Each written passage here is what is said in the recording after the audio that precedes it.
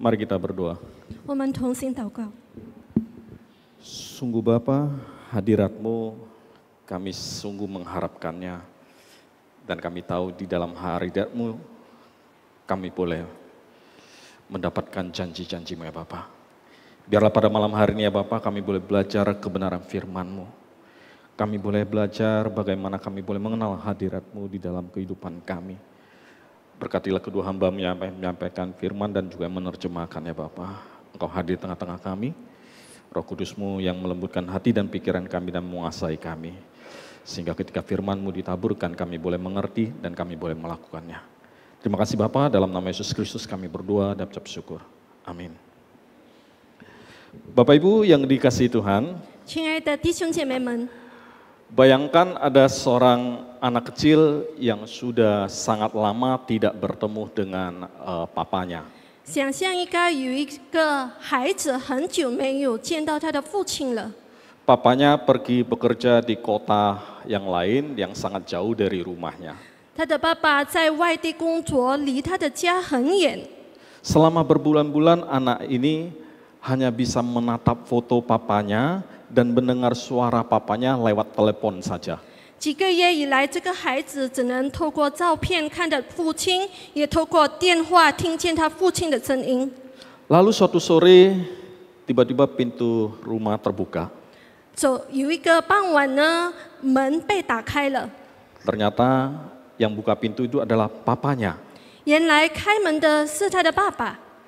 Ketika anak ini melihat papanya, anak ini tidak bertanya pada papanya, "Papa, apa papa bawa hadiah apa?" 当这个孩子看到他的爸爸的时候，他没有问爸爸你带了什么礼物啊， Anak ini juga tidak minta uang jajan sama papanya.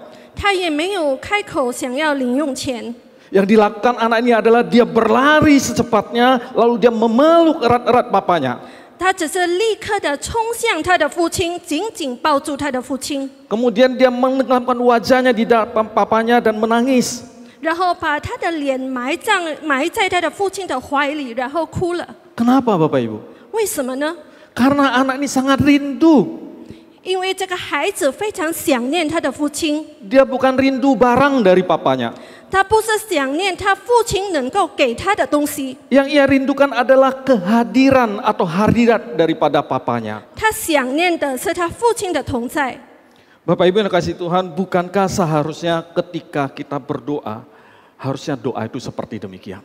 亲爱的弟兄姐妹，当我们祷告的时候，不应该也是这样的吗？ Itulah gambaran doa yang sejati. 这就是真正的祷告。 Jadi doa bukan hanya sekedar daftar permohonan, tapi itu adalah perjumpaan hati kita dengan hati Tuhan. 祷告呢，不只是一个请求的一个清单，但是我们的心灵与上帝的心灵相遇。 Doa itu adalah jembatan untuk menuju pada keintiman dengan Tuhan. 祷告也是一座通往与上帝亲近的一座梁桥。 Hari ini kita akan menurunkan Mazmur 27 ayat 8. 今天我们将要读诗篇27章第8节。 Demikian bunyinya, Daud berkata, hatiku mengikuti firman-Mu, carilah wajahku, maka wajah-Mu ya Tuhan ku cari. 大卫说：“你们当寻求我的面，那时候我心向你说：耶和华，你的面我正要寻求。” Mari kita lihat sebentar konteks dari Mazmur 27 secara keseluruhan. 我们一起来看诗篇27章的背景。 Mazmur 27 ini adalah Mazmur yang begitu istimewa. 这篇27章呢，诗篇呢是非常特别的一个诗篇。 Setengah isinya berisi deklarasi daripada iman Daud, 它的前半段呢是大卫信心的宣告， yaitu dari ayat 1 sampai ayat 6. 也就是1到6节。 Dan setengahnya lagi adalah doa permohonan dari Daud dari ayat 7 sampai ke 14. 而后半段呢是大卫的祷告，就是7到14节。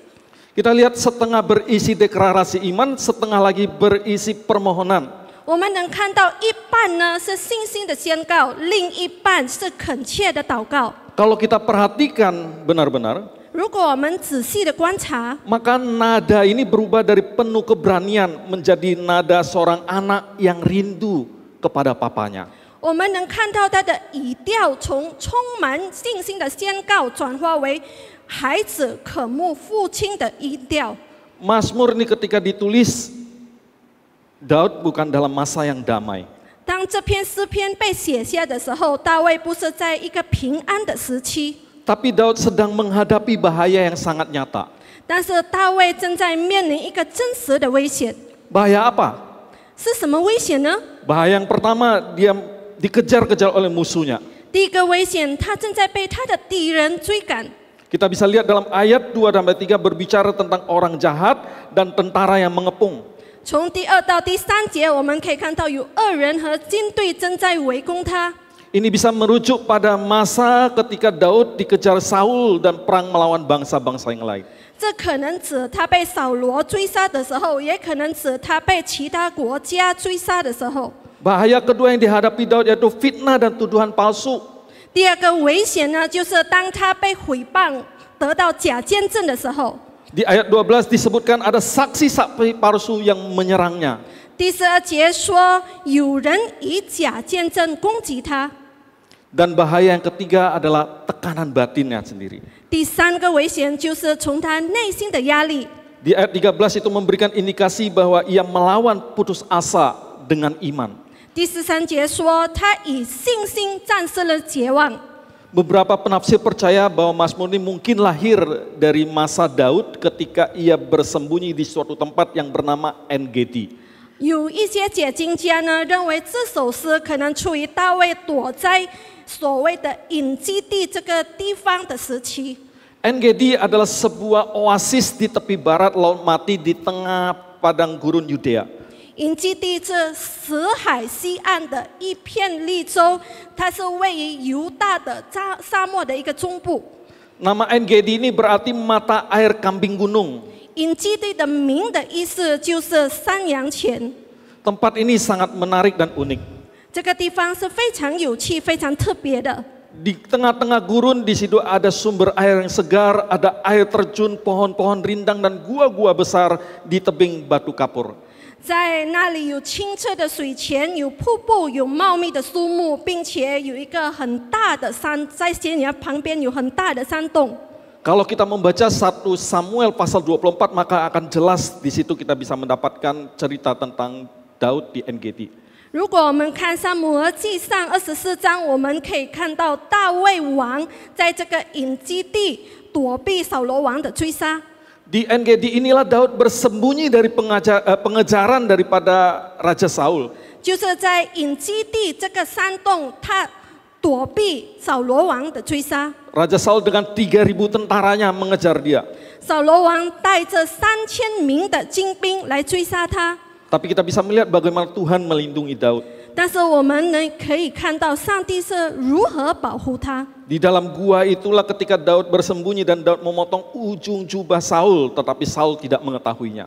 就是在那个山洞里，大卫割下了扫罗的外袍的衣襟，但是大卫没有杀害扫罗。 Jadi tempat En-Gedi ini bisa menjadi tempat perlindungan sementara bagi Daud. 所以这个隐基地呢，是大卫临时的避难所。 Tapi ada sesuatu yang menarik di sini, Bapak Ibu. 但是在这里有一件非常有趣的事， Meskipun Daud merasa aman di En-Gedi, 虽然在这个地方他感到很安全， tapi dalam doanya tetap berkata, carilah wajahku. 但他仍然说寻求我的面。 Ini artinya Daud sadar dan dia menyadari satu hal.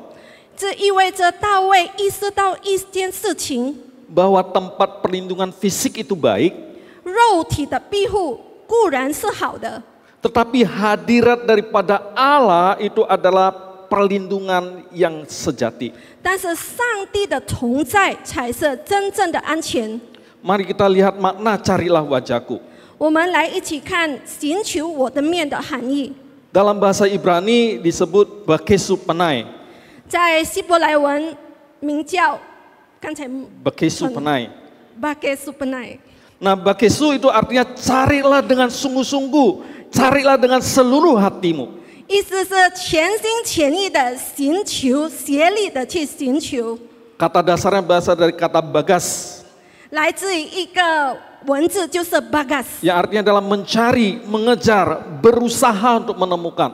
意思是寻求、追求、努力的找到。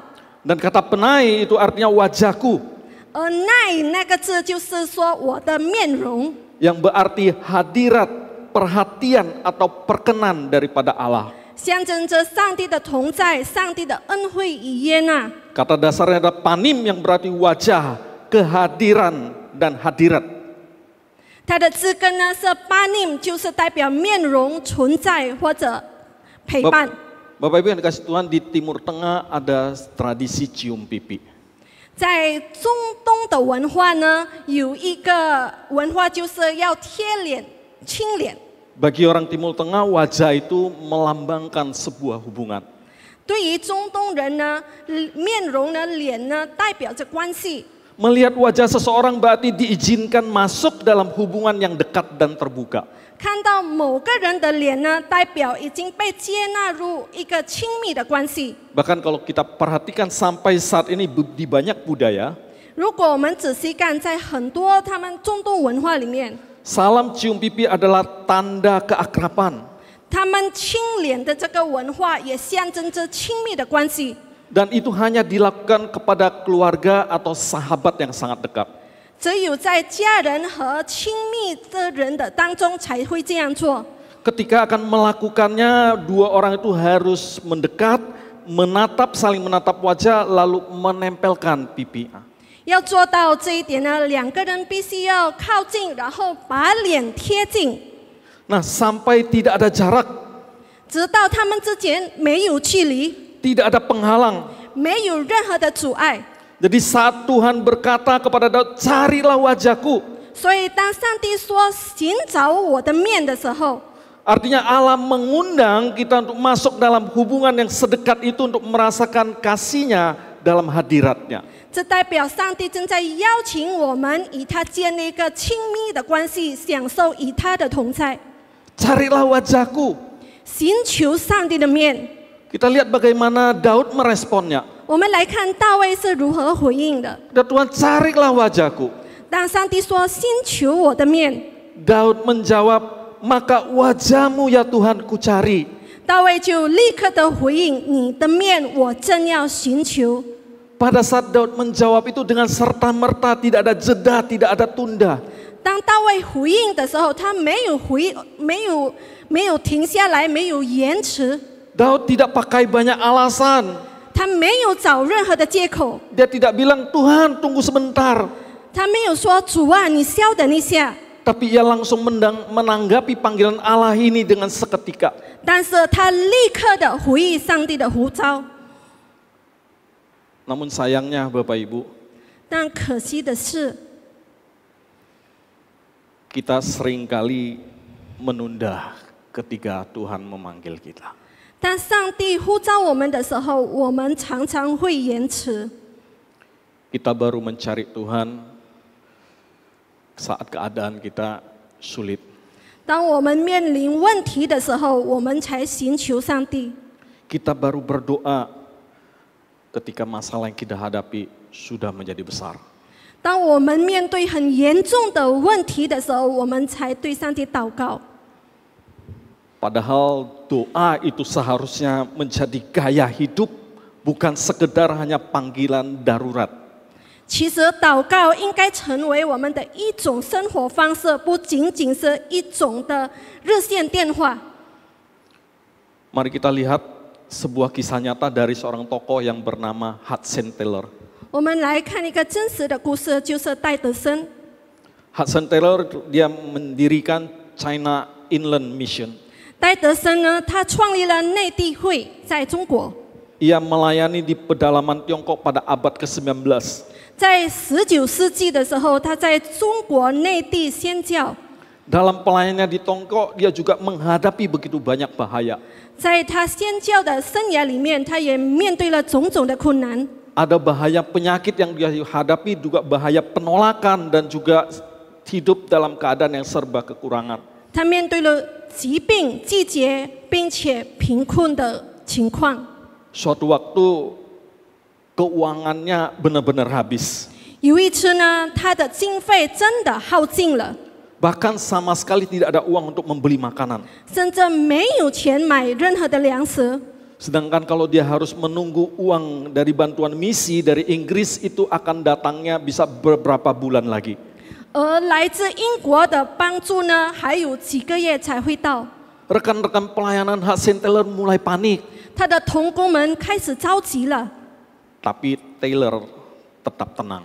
但是戴德森依然非常的冷静， Hudson Taylor tidak buru-buru mencari donatur darurat. 他没有急着的去找赞助者， Ia tidak sibuk pergi mencari solusi pada manusia. 他没有向人寻求帮助。 Yang dilakukan Hudson Taylor adalah berdoa, menyembah, dan membaca firman Tuhan. 他只是祷告、敬拜，并且学习上帝的话语。 Ia menulis di dalam buku hariannya, 他在他的日记中写： tugas saya bukan memikirkan bagaimana kebutuhan ini penuhi. 我的责任不是去想办法如何满足这些需要， Tapi bagaimana hati saya boleh tetap bersandar pada Allah yang setia. 而是如何保守我的心，要紧紧的依靠那位信实的上帝。 Jika Allah yang memanggil, maka Dia pasti akan memelihara. 若是上帝的呼召，他必定会供应。 Teman-teman, beberapa hari kemudian, 亲爱的弟兄姐妹，几天后呢？ seorang pedagang yang baru percaya Yesus datang membawa persediaan makanan dan uang untuk berbulan-bulan tanpa diminta. 有一位刚信主的商人主动的送来他们几个月的粮食，并且经费。 Bagi Taylor, mujizat ini bukan soal uang atau beras. 对于戴德森来说，这个奇迹不只是关于钱或者米， Tapi ini adalah bukti bahwa hadirat Tuhan nyata di tengah-tengah kekurangan. 而是上帝的同在在缺乏中能够显明。 Dari kisah ini kebenaran apa yang bisa kita pelajari? 从这个故事，我们能学习到什么真理呢？ Kita bisa belajar bahwa doa bukan hanya sekedar alat untuk mengubah keadaan. 我们可以学习到，祷告不只是改变环境的工具， Tapi doa adalah sarana untuk kita mengubah hubungan kita dengan Allah. 而是改变我们与上帝关系的一个途径。 Mazmur 27 ayat 4 berkata demikian. 诗篇27章4节说： Satu hal telah kuminta kepada Tuhan, yaitu diam di rumah Tuhan seumur hidupku. 有一件事我曾求耶和华，我仍要寻求，就是一生一世住在耶和华的殿中。 Bagi Daud, hadirat Allah itu lebih penting daripada jawaban doa apapun. 对于大卫而言，上帝的同在比上帝的祷告应允更加的宝贵。 Bapak Ibu yang dikasihi Tuhan, 亲爱的弟兄姐妹， saat kita mencari wajah Tuhan, 当我们寻求上帝的面容的时候， mungkin situasi itu belum berubah. 可能情况还没有改变， Tetapi satu hal yang pasti, 但是有一件事是确定的， hati kita pasti berubah. 我们的心一定被改变， Kekhawatiran kita akan diganti dengan damai sejahtera. 我们的忧虑会变成平安， Ketakutan kita akan diganti dengan iman. 我们的恐惧会变成信心， Dan hati yang berat itu akan diganti dengan sukacita. 而我们的沉重的心能够变为喜乐。 Malam ini mari kita belajar, ada 3 hal yang bisa kita pelajari. 今天晚上我们可以学习到3个功课。 Yang pertama, 第一个功课， luangkan waktu untuk berdoa dengan intim dengan Tuhan. 要分别时间与上帝进行亲密的祷告。 Tetapkan waktu yang khusus, bukan doa kilat atau sekedar rutinitas seperti doa ketika mau makan. 要留出一个特定的时间，不是简短的祷告，好像吃饭前的祷告。 Tapi ada waktu yang khusus kita peruntukkan bagi Tuhan. 但是我们必须要留出特定的时间向上帝祷告， Sehingga kita bisa merasakan kehadiran Tuhan. Muka, wajah dengan wajah kita bertemu dengan Tuhan. 让我们可以面对面的享受与上帝的同在。 Hal yang kedua yang bisa kita pelajari. 我们能学习到的第二个功课， Ketika kita berdoa, bukalah hati kita, bukan hanya buka mulut, Bapak Ibu. 当我们祷告的时候，要敞开我们的心，不只是敞开我们的嘴巴。 Datanglah kepada Tuhan dengan apa adanya. 在我们祷告的时候，要带着真实的自己。 Datanglah kepada Tuhan dengan segala luka dan kegagalan kita di hadapan Tuhan. 带着我们的伤口、我们的失败来见上帝。 Kita tidak perlu malu atas hal ini. 我们不需要在上帝的面前感到羞耻， Hanya kita dengan Tuhan saja. 只有我们和上帝。 Dan hal yang ketiga kita bisa pelajari. 而我们可以学习到的第三个功课， Marilah ketika kita berdoa, kita itu fokus kepada Allah, bukan fokus pada jawaban doa. 当我们祷告的时候，我们要专注于上帝，而不是专注于祷告的答案。 Semakin kita mengenal Allah, maka kita akan semakin tahu 当我们越认识上帝的时候，我们就越知道 bahwa Allah itu lebih berharga daripada apa yang Dia berikan kepada kita. 他本身比任何他能给予的东西都更加的宝贵。 Karena kita boleh menyadari bahwa Allah itu bukan hanya solusi, 因为我们知道，上帝不仅仅是出路， tapi Allah itu adalah Sang Pemberi solusi. 而上帝是给予出路的那位上帝。 Bapak Ibu yang dikasihi Tuhan, 亲爱的弟兄姐妹， saya pernah mendengar kisah seorang kakek. 我曾经听过一个故事，关于一个老爷爷。 Kakek ini setiap pagi dia menyisihkan waktunya untuk datang ke gereja, lalu dia duduk diam di gereja itu selama 1 jam. 这位老爷爷呢，每天早晨都来到教会，然后在教堂里面坐着1个小时。 Lalu ketika ditanya untuk apa kakek lakukan ini seperti ini setiap hari, 然后就有人问他：“您在这里做什么呢？每天你坐在这里有什么目的呢？” lalu kakek ini menjawab, 然后他就回答说 begitu luar biasa kalimatnya. 他的答案真的很奇妙。 Dia mengatakan, aku memandangnya dan dia memandangku, itu sudah cukup bagiku. 我看着他，他看着我，那就足够了。 Kakek ini mempunyai sebuah iman ketika dia datang ke gereja, duduk diam selama 1 jam. 这个爷爷有一个信心，当他在教堂静静地坐着1个小时的时候， Dia ingin merasakan kehadiran Tuhan. 他是想要享受上帝的同在。 Ketika dia hadir di gereja, dia yakin bahwa Allah memandang dia. 当他在教堂的时候，他觉得上帝正在看他， Dan dia boleh memandang Allah. 他也可以看着上帝。 Dia merasa itu sudah cukup lebih daripada semua doa yang ada. 他觉得已经足够了，胜过一切的祷告。 Bapak Ibu yang dikasihi Tuhan, 亲爱的弟兄姐妹， itulah doa yang sebenarnya. 这就是真正的祷告， Bukan berapa banyak kata yang kita ucapkan. 不是我们说了多少的话， Bukan berapa cepat jawaban doa itu datang. 也不在于祷告的应允来得有多快， Tapi seberapa erat kita memeluk Allah. 但是我们是否能够紧紧地拥抱着上帝， Dan kita membiarkan Allah memeluk kita dengan kasih-Nya. 并让上帝以爱紧紧地拥抱着我们。 Hari ini Tuhan berkata kepada kita, 今天上帝对我们说 carilah wajahku. 寻求我的面吧， Mari kita menjawabnya seperti Daud. 让我们像大卫一样的回应。 Maka wajahmu ya Tuhan, ku cari. 耶和华，你的面我正要寻求。 Mari kita berdoa. 我们同心祷告。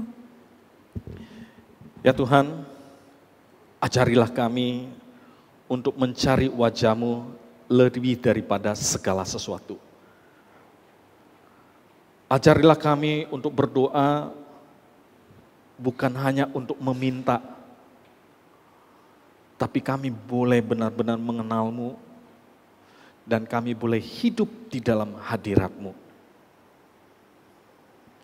Biarlah kebiasaan doa itu boleh menjadi seperti nafas hidup kami. Doa itu boleh menjadi tempat bagi kami untuk menemukan kasih dan kekuatan-Mu setiap hari di dalam kehidupan kami. Terima kasih Bapa. Kami malam ini sudah belajar bagaimana kami harus berdoa, bagaimana kami harus mencari wajah-Mu. Biarlah kami juga punya hati seperti Daud. Kami boleh segera menjawab, maka ku cari wajah-Mu ya Tuhan. Dalam nama Yesus Kristus kami berdoa dan ucap syukur. Amin.